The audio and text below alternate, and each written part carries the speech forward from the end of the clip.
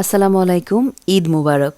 যদিও ঈদ অনেক আগেই শেষ হয়ে গেছে, তো প্রবাসীরা কিন্তু মাস জুড়েই দেখা যায় ঈদ উৎসব উদযাপন করে থাকেন। তো সবাই সারা সপ্তাহ ব্যস্ত থাকে, শনি রবিবারেই আসলে দাওয়াতগুলো পড়ে, সেটা ঈদের দাওয়াত হোক আর যে কোনো দাওয়াতই উইকেন্ডের অপেক্ষা করতে হয়, সেই কারণে আসলে দেরি। ঈদের এক সপ্তাহ পরে আমার বাসায় ছোট্ট করে ঈদ আয়োজন যা করেছিলাম সেটা একটু শেয়ার করছি, আর চেষ্টা করব খুঁটিনাটি টিপস শেয়ার করতে, সে কারণে ভিডিওটা করা আসলে। তো এখানে লাচ্ছা সেমাই তো করবই যেহেতু ঈদ, তো কার্নেশন মিল্ক আর এভাপোরেটেড মিল্ক দুটো ক্যান নিয়ে জাল করে নিয়েছি, আর দিয়েছিলাম এর মধ্যে সামান্য পরিমাণে চিনি আর একটু গরম মশলা। তো জাল করে একটা বলক ফুটিয়ে নিয়ে একটা পাত্রের মধ্যে নিয়ে যেই পাত্রে সেমাইটা সেট করব সেই পাত্রেই ঢেলে 5 থেকে 6 মিনিটের জন্য নেড়েচেড়ে একটু ঠান্ডা করে তারপরে লাচ্ছা সেমাইটা দিয়ে দিচ্ছি। বেশি গরম দুধের মধ্যে সেমাইটা দিলে যেটা হয়, সেমাইটা একদম বেশি নরম হয়ে যায়, খেতে ভালো লাগে না। এরপর অপেক্ষা করলাম সেমাইটা পুরোপুরি দুধের সাথে ভিজে একেবারে দুধটা সোক করে নেওয়া পর্যন্ত, কারণ উপর থেকে একটু ডেকোরেশন করব ঈদ যেহেতু।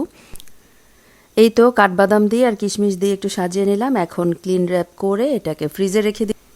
দাওয়াতের একদিন বা 2 দিন আগে যদি ডেজার্টগুলো বানিয়ে রাখা যায় তাহলে কিন্তু 50% কাজই শেষ হয়ে যায়। আমার ক্ষেত্রে লাগে আর কি, মনে হয় যে অনেক হালকা লাগে, মনে হয় অনেক কাজ এগোনো আছে। তো যাই হোক, চাঁদ একটা সুন্দর করে বানিয়ে নিলাম। বাসায় একটা সন্দেশ ছিল, সেটা দিয়ে মাঝখানের একটা স্টার যেটা করে সেটা আমি দিয়ে দিলাম সন্দেশ দিয়ে, এই আর কি। এবার ডেজার্ট অনেক বেশি করার সময় পাইনি, করেছিলাম লাচ্ছা সেমাই, বাচ্চাদের জন্য একটু জেলো, কিছু চকলেটস, আর রেখেছি এখানে বালুশাহি, মিষ্টি দই আর কালো জাম। এই ছিল আমার ডেজার্ট। ডেজার্ট বানাতে আমার খুবই ভালো লাগে, হয়তো যদি সময় পেতাম আর 2-1টা ডেজার্ট হয়তো করতাম, কিন্তু সময় ম্যানেজ করতে পারিনি। যাই হোক, অ্যাপাটাইজারে ছিল ক্যাশনাট চিকেন সালাদ, বেশি কিছু রাখিনি, কারণ যেহেতু দুপুরের আয়োজন দেখা যায় মেন খাবারটা খাওয়া হয় না যদি অ্যাপাটাইজারের আইটেম বেশি থাকে, এই আর কি। তো ক্যাশনাট চিকেন সালাদ রেডি। আমি মাছ করব। মাছটা করার আগে একটু ক্যান্ডেল জ্বালিয়ে নিচ্ছি, এতে করে সুন্দর একটা সুগন্ধ হবে আর ভালো লাগবে, মাছের আঁশটা গন্ধ আর নাকে লেগে থাকবে না।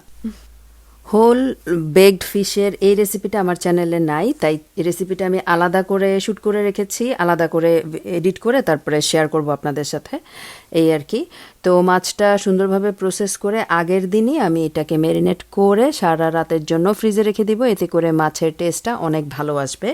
আপনারা যদি মাছের আইটেম করেন সেক্ষেত্রে চেষ্টা করবেন আগের দিন রাতেই মাছটাকে প্রসেস করে সুন্দরভাবে ম্যারিনেট করে ফ্রিজে রেখে দিতে। ফ্রিজের নর্মাল যে চেম্বার আছে সেখানেই রাখলেই হবে, ফ্রিজারে রাখতে হবে না, তাহলে মাছের ভিতরে মশলা বা লবণ সুন্দরভাবে যায়, আর মাছটা পরের দিন বেক করলে বা রান্না করলে খেতে অনেক বেশি সুস্বাদু হয়, এই আর কি। তো মাছটাকে আমি ম্যারিনেট করে রেখে দিয়েছিলাম আগের দিন, সারা রাত এটা ম্যারিনেশন ছিল এবং পরের দিন বেক করে নিয়েছি। মাছের স্বাদ কিন্তু অনেক ভালো ছিল, সবাই খুব প্রশংসা করেছে আর খুব মজা করে খেয়েছে, এই আর কি। তো মেন ডিশ তো অবশ্যই সাদা পোলাও ছিল, মাছ, rezala, korma, cashew nut chicken salad, আর হচ্ছে কাবাব ছিল, পুদিনা আলু ডিমের একটা চপ। যেহেতু আমার আইটেম কম ছিল তাই পরিমাণে কিন্তু একটু বেশি করতে হয়েছে। আইটেম যদি বেশি থাকতো সেক্ষেত্রে কিন্তু পরিমাণটা আর একটু কম করে করলেও হতো। এখানে সব মিলিয়ে 25 জনের মতো আমি আয়োজন করেছিলাম। এই ছিল আমাদের ছোটোখাটো ঈদ আয়োজন। আয়োজন ছোট হোক আর বড়, চা থাকা মাস্ট, না হলে কি আর আড্ডা জমে। আজ এ পর্যন্তই, ভালো থাকবেন সবাই, আল্লাহ হাফেজ।